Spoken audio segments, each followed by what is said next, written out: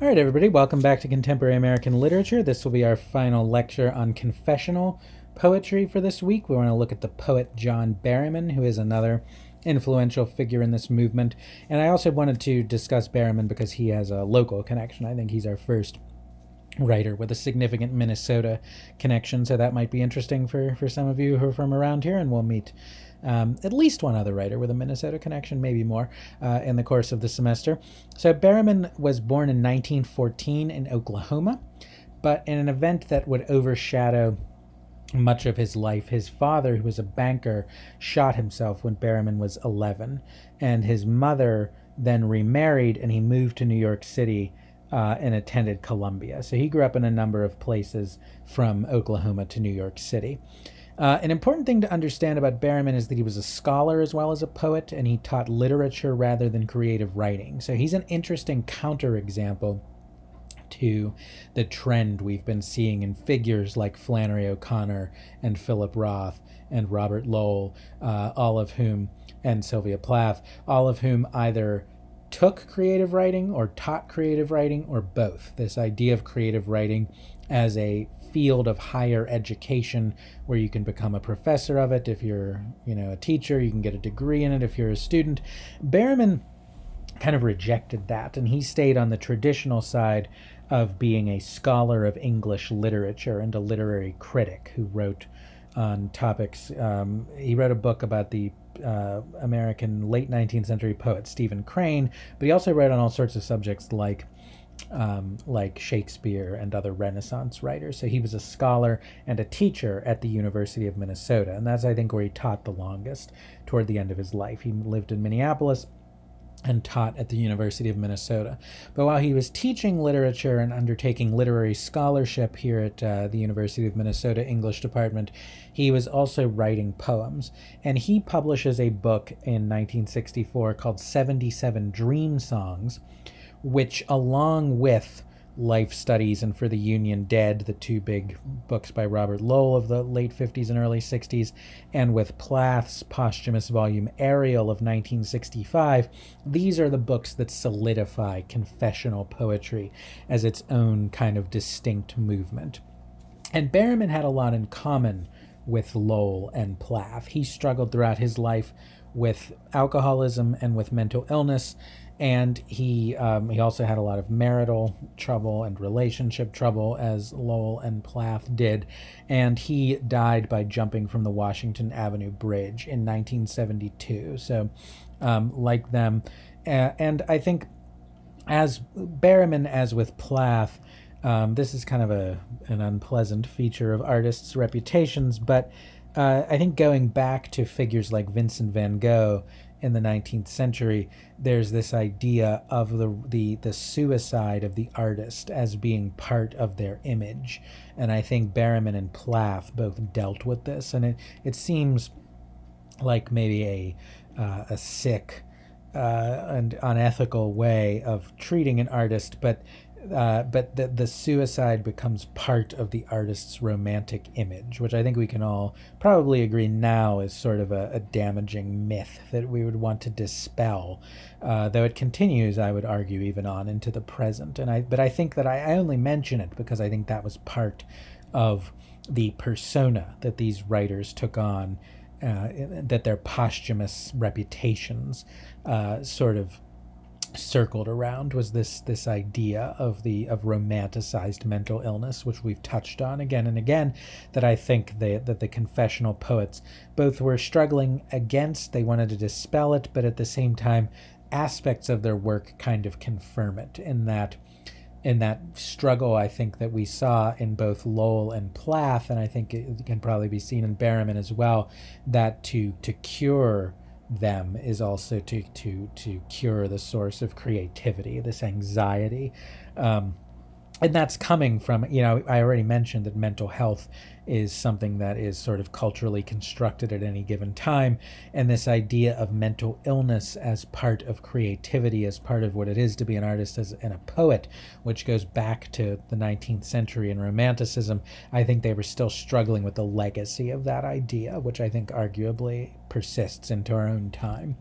And so Berryman, like them, writes confessional poetry, and like them, he is compared to earlier Romantic writers, earlier American writers in his biography in the Norton Anthology of American Literature. They say Berryman's attraction to a poetry that accommodated the nightmare antics of the dream world became apparent in his own long work, The Dream Songs. It was modeled, he claimed, on the greatest American poem, Whitman's Song of Myself, in which the speaker assumes a fluid, ever-changing persona. And so in this sequence of poems called the Dream Songs, Berryman notes that these are poems that that, as the title indicates, they're not sort of fully about life. They're about his kind of dream of his life. And I want to quote what the Norton editors give us in a footnote, which is his own note at the head of one of the volumes of Dream Songs.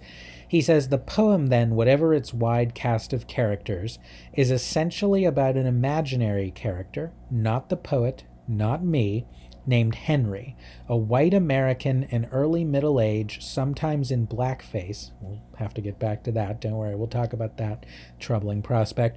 "Who has suffered an irreversible loss and talks about himself sometimes in the first person, sometimes in the third, sometimes even in the second. He has a friend never named who addresses him as Mr. Bones and variants thereof, requiescat in pace," which means rest in peace.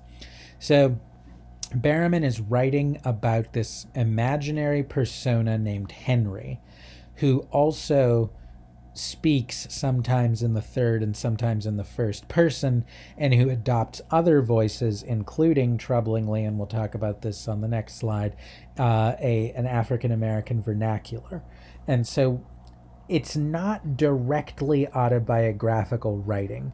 And so in that sense, confessional poetry is kind of a wrong term for it, and yet critics and biographers and scholars have generally come to identify the Dream Songs as poems about Berryman's life and struggles. And so I want to look at probably the most famous of the Dream Songs, because it's a very long sequence of like 300 poems, but they're all individual poems, and some of them are famous on their own. I think more people read individual ones than read the whole sequence. This might be the most famous, so I just want to look at one closely and make a few remarks, and then I want to turn to discussing, just as we did with Plath's identification with the Jewish victims of the Nazis. I want to, on a separate slide, look at the ethical implications of Berryman's identification with African Americans. So this number 14 is probably the most famous of the Dream Songs. "Life, friends, is boring. We must not say so. After all, the sky flashes, the great sea yearns, we ourselves flash and yearn, and moreover, my mother told me as a boy, repeatingly, ever to confess you're bored means you have no inner resources. I conclude now I have no inner resources, because I am heavy bored. People bore me. Literature bores me, especially great literature. Henry bores me with his plights and gripes, as bad as Achilles, who loves people and valiant art, which bores me. And the tranquil hills and gin look like a drag, and somehow a dog has taken itself and its tail considerably away into mountains or sea or sky, leaving behind me, Wag." So what's interesting about this poem is that it's not confessional in the way that Lowell and Plath was. It's not specifically about a marital crisis, a crisis in the life of a person as a child or a parent. It's not obviously about mental illness. It's not obviously about alcoholism. But it's confessional, I think, in an even more fundamental sense, which what it's confessing is the thing we're not supposed to say, which is the depressive poet's boredom with life and with the things that are supposed to make life interesting, like nature, the sky flashes, the great sea yearns, with literature, great literature, such as the epic poem of the Iliad, which stars the mythological hero Achilles, whom Berryman doesn't even give a capital letter to his name. And he's bored with his very self. Henry is bored with Henry, or Berryman is bored with Henry, or Berryman is born with Berryman. It's not clear where Henry ends and Berryman begins. But in any case, the speaker is bored with life and the self. And in that case, the poem is a confession of what depression feels like from the inside, even though you're not supposed to talk about that, even though we must not say so. And the speaker's mother told him over and over again as a boy that you're not supposed to say that. And if you say that, you have no inner resources. If you're bored, it's because you're not a strong enough person. So any kind of dissent, any kind of emotional dissent from how you're supposed to feel becomes a moral judgment against yourself that's enforced by your parents. Just as Plath's father dominated her, this speaker's mother dominates him, and they stand for this oppressive, dominant culture that tells you what you must say and tells you what you must not confess. And this idea of literature, great literature, being boring is, I think, important to confessional poetry, to beat poetry, and to the coming counterculture. That the canon, canon, which are the sort of list of great works of literature that you're supposed to admire and respect, that's beginning to fall out of the respect even of writers like Berryman, who are scholars of that canon, that somehow its very greatness is oppressive.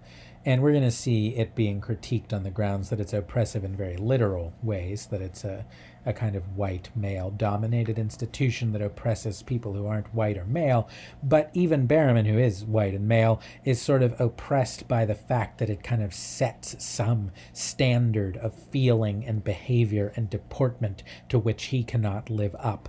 And so he confesses his boredom with this. He confesses in the face of a culture that would shame him for it, his depression. The end of the poem is interesting too, though, because he says, it's a strange image that I don't quite understand. A dog has taken itself and its tail considerably away into the mountains or sea or sky, leaving behind me. And so whatever it is that makes life interesting, that attaches one to life, he compares, this is a metaphor, to a dog who's gone away, and all that's left is him. But the interesting thing is the dog took its tail away, and all that's left is him, and he's the wag of the tail. And I think this poem is the kind of wag of a tail that's gone. There's no more passion, there's no more subject of great literature, but poetry still kind of wags along, writing itself out of this 0 point of depression. And then there's a slight play on words, because wag is both what a dog does with its tail, but wag is also an older word for a kind of joking, comedic person, a wag, a scallywag, someone who was a jokester, a punster, a comic figure, a class clown. And so Berryman, all that's left is him cracking these dark jokes and this dark humor. All that's left is me as a wag. And this is all that literature is. This is what literature has sort of bottomed out to, is this empty, joking wagging of a persona of which there is very little left. So that's, I think, the explanation. I don't know, I'm not the world's great John Berryman expert, for the end of the poem. I also want to discuss, because the Norton included an example of one of Berryman's what are called Blackface poems, and they're called that not simply because he's adopting a African-American vernacular English as the language of the poem, but because he's writing in the voice not of African-Americans themselves, but of the racist minstrel shows of the late 19th and early 20th centuries, in which usually a white actor would wear blackface and perform as an African-American character. And I think that this is an important distinction, and it's the grounds on which some later writers, including some African-American poets who are admirers of Berryman, have somewhat defended this decision to write this way, though it's pretty clear that no one would write this. No, a white writer wouldn't write this way today, but in the context, it's been sort of contextualized, and I just want to give you an example of that. So there's an essay on Berryman by August Kleinzhaller from an article in the London Review of Books, a literary journal in 2015, in which Kleinzhaller says, because of Blackface Henry, who slips now and then into old-fashioned minstrel show black speech, it's unlikely that the dream songs would find a publisher today, much less stand as one of the last century's most significant and admired poetic sequences. However, Kevin Young, an African-American poet who edited a selected poems of Berryman for the Library of America, had this to say on the subject. So this is Kevin Young, an African-American poet. The fearlessness with which Berryman breaks through the polite diction of academic poetry into a liberating variety of idioms is a major part of his legacy. If Henry is a monoglot of English, American version, then Henry's blackface Mr. Bones persona, a mask upon a mask, allows him to speak in dialect to reflect on his condition. So, for Young, Berryman writing in a time in which a lot of African-American poets still weren't finding publication, and the ones that were tended to write in formal academic English verse. Berryman, however problematically, is kind of opening a door for a new kind of idiomatic voice in American English, or for a new kind of variety of idioms. And in adopting the voice of the minstrel show, Berryman isn't sort of claiming to speak for African Americans. He's claiming to speak as a white man whose concept of African Americans has been constructed by prior racist discourses. And in that sense, there's a certain painful, troubling, fraught, but a certain honesty to the gesture, is how one might contextualize it in ways that would lead us not simply to throw it in the trash, though we're free to do that as well if we judge that we don't accept this gesture. So this, like Plath's appropriation of Jewish identity, and as in that case, I sort of turned to Jewish critics to see what they thought. In this case, I turned to an African-American critic to see what he thinks. But, no one critic can speak for everybody, and so we each have to make up our own minds as to the ethics of this. But so this is where I will leave us with John Berryman and the Dream Songs, and this will be the last lecture on confessional poetry. I will turn next to beat literature. Thanks very much, and have a great day.